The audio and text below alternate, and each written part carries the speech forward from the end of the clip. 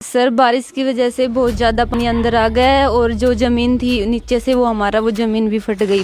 फर्श था ना, वो फर्श भी फट गया। हुआ पूरे घर का जो सामान है यहाँ पे रखा गया है, तो कैसी जो स्थिति है वो यहाँ की अब है और घर वाले किस प्रकार से जो रहने को मजबूर हैं। क्या हुआ है, सिर्फ 2 दिन की बारिश ने सब कुछ खोल के रख दिया है। यहाँ पे जो प्रशासन की जितने भी वादे थे, जितने भी दावे थे, उनकी भी पोल खोल दी और यहाँ तक कि घरों की जो जड़ें हैं, जो नींवें हैं, वो भी हिला करके सिर्फ 2 दिन की बारिश ने रख दी है। आप यहाँ पे देखें कि बल्लियों के द्वारा इस घर को रोका गया है ऊपर गिरने से। साफ देख सकते हैं आप, दरारें घर के अंदर आई हुई है।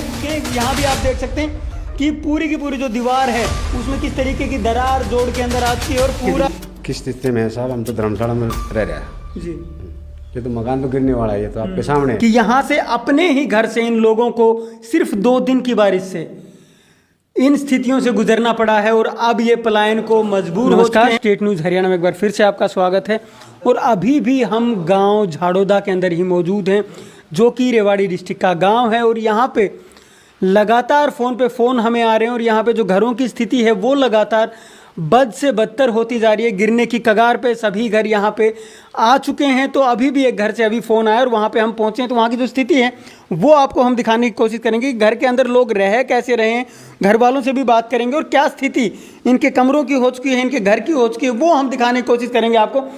आप यहाँ पे देखें कि बल्लियों के द्वारा इस घर को रोका गया है ऊपर गिरने से। साफ देख सकते हैं आप, दरारें घर के अंदर आई हुई है और उसके साथ साथ जो आप यहाँ पे लकड़ी की जो बल्लियाँ देख पा रहे हैं, इनके द्वारा इस पूरे घर को गिरने से रोका गया है। जो दरारें हैं वो साफ तौर पे दर्शा रही हैं कि कितना जो यहाँ पे भारी नुकसान था वो होने से किस तरीके से इन लोगों ने बचाया है। और घर के लोग भी हमारे साथ मौजूद हैं, गांव के बाकायदा जो सरपंच है वो भी मौजूद हैं, उनसे भी हम बात करेंगे।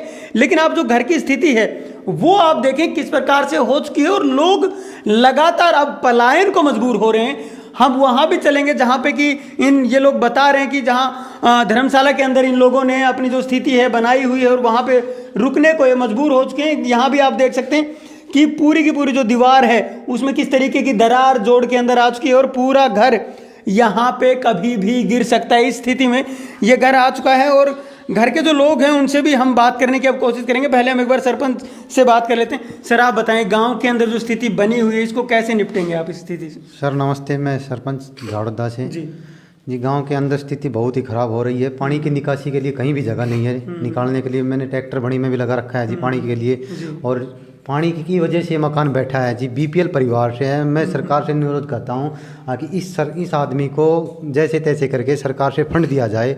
इसके मकान में बहुत मोटी दरार हो गई है, इस एक साइड से बिल्कुल बैठ गया, बल्लियों से ये मकान रोक रखा है जी। तो आप देख सकते हैं सरपंच साहब भी खुद बता रहे हैं बल्लियों के द्वारा कैसे इस मकान को रोका गया है। मकान मालिक भी हमारे साथ मौजूद हैं, इनसे भी हम बात कर लेते हैं। सर आप बताएं किस स्थिति में हैं आप आज के दिन? किस स्थिति में है साहब। हम तो धर्मशाला में रह रहे हैं जी, ये तो मकान तो गिरने वाला है, ये तो आपके सामने क्या सिचुएशन बनी आपके साथ उस दिन? कैसे क्या पता लगा आपको गिरने वाला है मकान और कब आपने इन बल्लियों को लगाया और उसके बाद जो पूरी स्थिति है वो किस प्रकार से बनी? तो सुबह सुबह ही पता लग गया था। जिस दिन रात को बारिश हुई उसी दिन सुबह ही ये दरार आ गई थी जी। हमने सुबह ही सामान निकाला और ये बल्ली लगाई। मुझको चलो यहाँ से गिरेगा, ये धर्मशाला में रह रहे हैं। तो पूरा का पूरा परिवार यहाँ से पलायन कर चुका है, धर्मशाला के अंदर रह रहा है। धर्मशाला में रह रहे हैं। तो आप इन घर वालों की जो स्थिति है उसको समझने की एक बार कोशिश करें कि यहाँ से अपने ही घर से इन लोगों को सिर्फ 2 दिन की बारिश से इन स्थितियों से गुजरना पड़ा है और अब ये पलायन को मजबूर हो चुके हैं। गांव की जो धर्मशाला है उसके अंदर ये लोग रह रहे हैं, वहाँ भी हम जाने की कोशिश करेंगे और वहाँ से भी आपको दिखाने की कोशिश करेंगे कि वहाँ पे किस स्थिति में लोग रह रहे हैं। और गाँव में यहाँ पे बहुत सी जो खबरें वो हमारे पास में आई थी और वहाँ की जो स्थिति है वो हमने आपको दिखाने की कोशिश की है कि किस प्रकार से जो घरों के आसपास है वो पानी भरा हुआ है और घरों की जो नींव है उसके अंदर भी पानी गया हुआ है और वो पूरा का पूरा जो घर है वो एक तरीके से गिरने के कगार पर आ चुके हैं। बहुत सारे ऐसे घर हैं और फसलें तो गांव के लोगों की खराब हो ही चुकी हैं। सरपंच साहब ने भी अभी बोला है कि उनको भी सरकार से उम्मीद है कि सरकार इन लोगों की मदद करेगी, प्रशासन इन लोगों की मदद करेगा। अब हम आगे चलते हैं और वहाँ की जो स्थिति है वो भी दिखाने की आपको कोशिश करते हैं। ZPRmart.com सभी प्रकार का किराना, घरेलू व कॉस्मेटिक सामान उपलब्ध। उत्तम दाम, सर्वोत्तम सामान। भोसली का ऑनलाइन स्टोर। दिमाग की बत्ती जलाओ, पैसा व समय दोनों बचाओ, घर बैठे सामान पाओ। ZPRmart.com।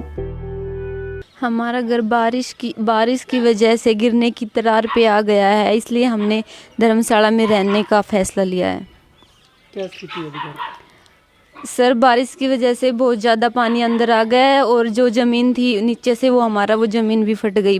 फर्श था ना, वो फर्श भी फट गया।